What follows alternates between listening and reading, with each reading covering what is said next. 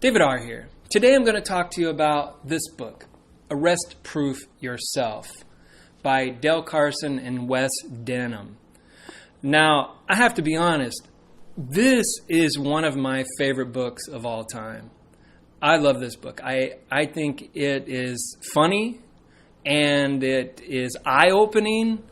There's so much valuable information in this single book that I believe it should be taught at grade schools, high schools, colleges. Why don't they teach these kinds of things in school? How to arrest proof yourself. I mean, America has the highest incarceration rate in the whole world. So, don't you think this kind of knowledge would come in handy? Well, anyway, Dale Carson was a Miami police officer, a FBI agent, and a bunch of other things. But now he is a criminal defense lawyer. And you can find him at dalecarsonlaw.com. And he's got videos on YouTube and stuff. So he's not hard to find. The other guy, Wes Denham, he wrote this book, Arrested. What to do when your loved one's in jail. But I'm not going to go over this one yet, but I will be. But first off, I want to go through this one. How to arrest proof yourself. How to not get arrested. And there's a lot of ways not to get arrested, but I want to start first by just talking about cops. Cops are the kings of the concrete jungle. They own the streets. The streets, those streets out there, cops own them. Cops are king, okay? Now, Dale refers to them as great white sharks, but I would like to go a little further and call them rabid pit bulls. Think about it. Okay, a rabid pit bull is behind a fence, okay? And it's foaming at the mouth. What do? Do you avoid the rabid pit bull? Or do you walk up to it and say, hey, nice little doggy? You would probably lose a hand, okay? Or lose your life. You'd be crazy. You don't walk up to a rabid pit bull and start petting it. But there are people, and there are people on YouTube who bother cops. Cops might have somebody pulled over. They come up behind them with a camera, filming them. That's crazy. I just think it's crazy. It might be this person might have a mission to do what's right. I don't know, crusader of some kind. Not me. I wouldn't do that. But anyway, who do you think cops arrest most? Do they arrest bad guys most or clueless offenders? They arrest clueless offenders most. The clueless horde, as they are called in this book, are the ones that pay the salaries for the cops, the judges, the lawyers, etc., etc. So they're in demand. They are needed.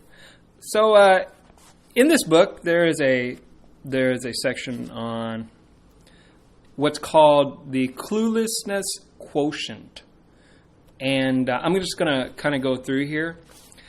The person who is clueless, highly clueless, okay, they won't have an attorney. They are using a public defender or themselves, which is crazy. Their paperwork is non-existent. What is paperwork? I mean, that paperwork, that comes in. There's all sorts of things that could be coming in. They don't care about that. Time management. They don't even own a watch. So, what is time management? What is it? They don't have manners. They speak obscenities. No proper English. Heavy on accent. Social group. Well, they got their mom. Maybe. Car, expired tags. Tail lights out. Loud. Preferred intoxicant. Marijuana. That's the worst. One of the worst, actually. I mean, alcohol smells too, but marijuana is even worse than alcohol. Consumes intoxicants while in a car or on a street. They don't really have an address. Maybe their address is a local bar. They just kind of hang out. Their appearance is bizarre. Their preferred weapon is a pistol. Insurance? What is insurance? He's got, prosecution resistance, very low. They're likely to get prosecuted. So you see? So that leads me to Dale's golden rules. And the number one rule is if cops can't see you, they can't arrest you. You could say that maybe this means don't leave your house. I saw a video on YouTube. Her name is The Resident, and she was doing a review of this book as well.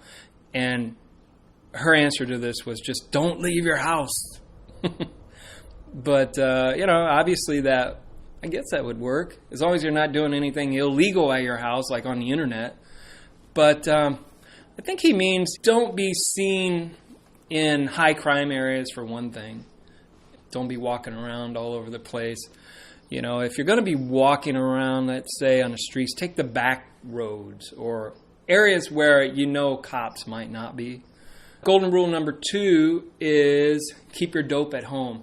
Don't carry your dope on you.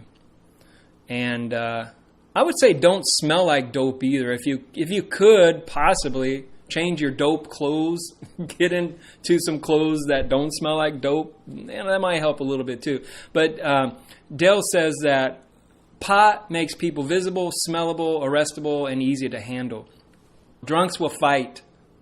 Pot smokers are just kind of like, oh, just take me. He says a typical arrest went like this. Stopped car, smelled dope, found dope, arrested one and all. See how easy it is? Now, obviously, the smell of dope gives cops probable cause to search the car, you see.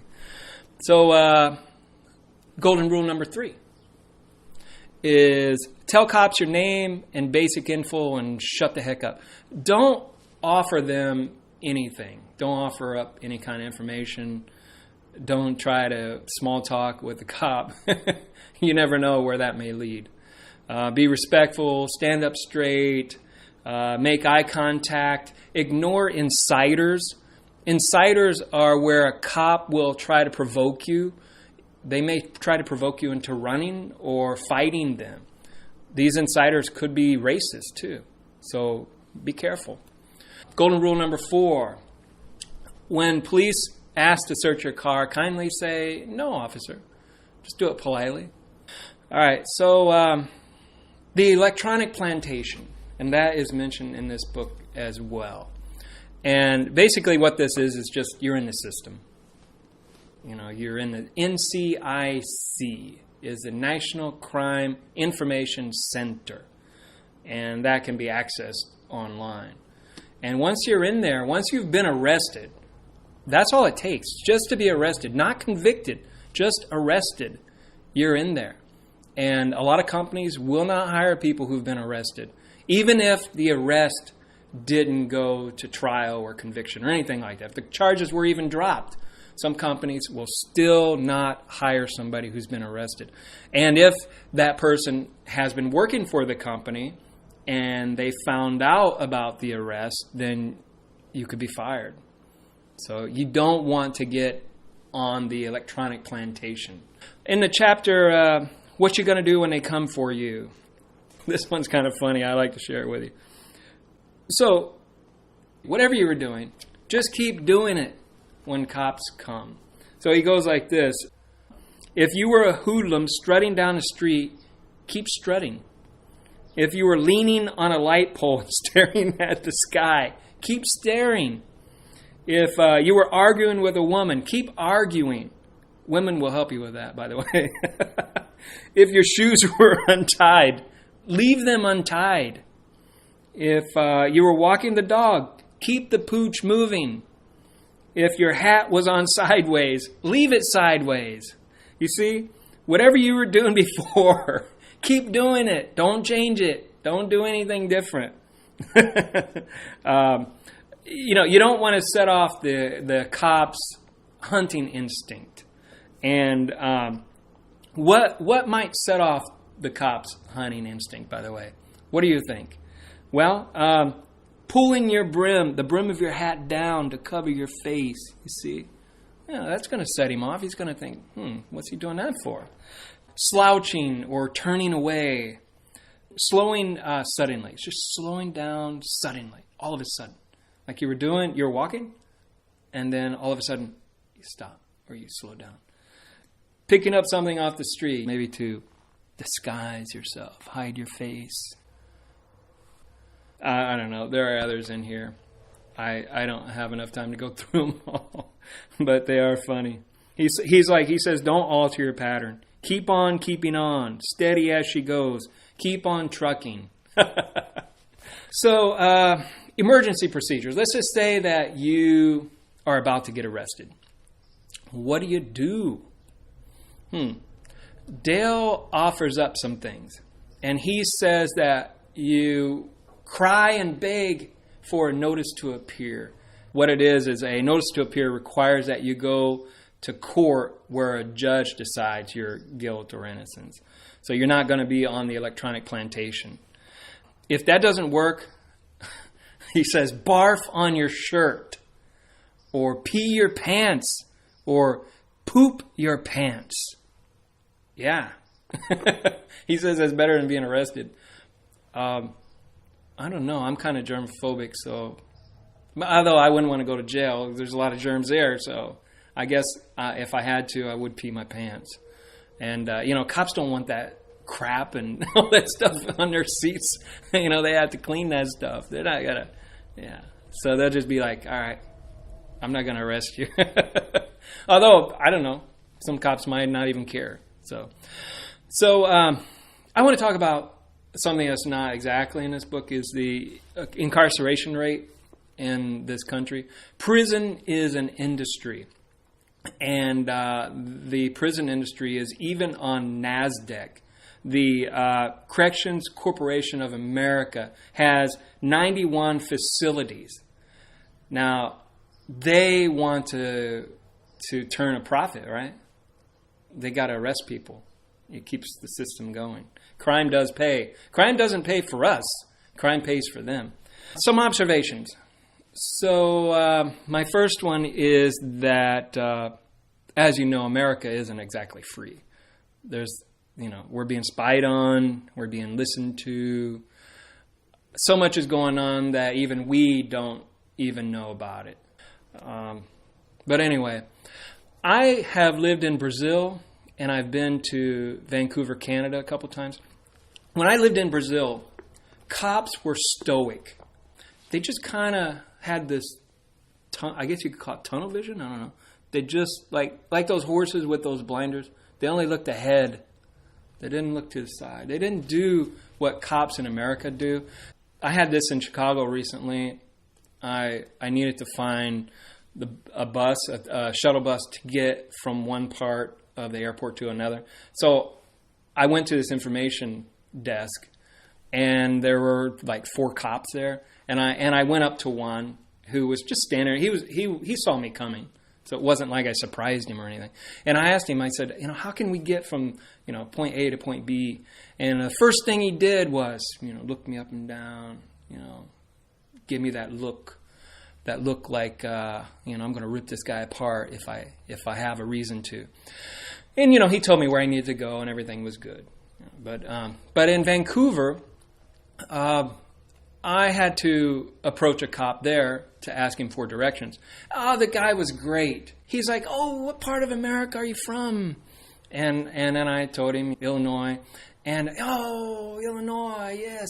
And I asked him where this, I think it was the number 3 street. And he's like, oh, the old number 3. And then he's like, where are you staying? I said, oh, at the Abercorn. Oh, the old Abercorn, yeah. I shook my hand, and he's like, oh, yeah, he was nice guy. But I don't really get that in the USA. I needed to find a cop. Cops were hard to find there. I think I saw 2 police cars the whole time I was in Vancouver. Obviously, crime isn't much of a business there, I guess. Now, where I live, I could find a cop fast, pretty easily, because they're pretty much everywhere.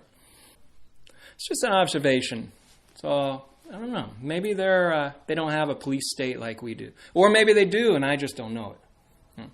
So, I say don't be clueless and get this book. That's all I got. Talk to you later. Bye.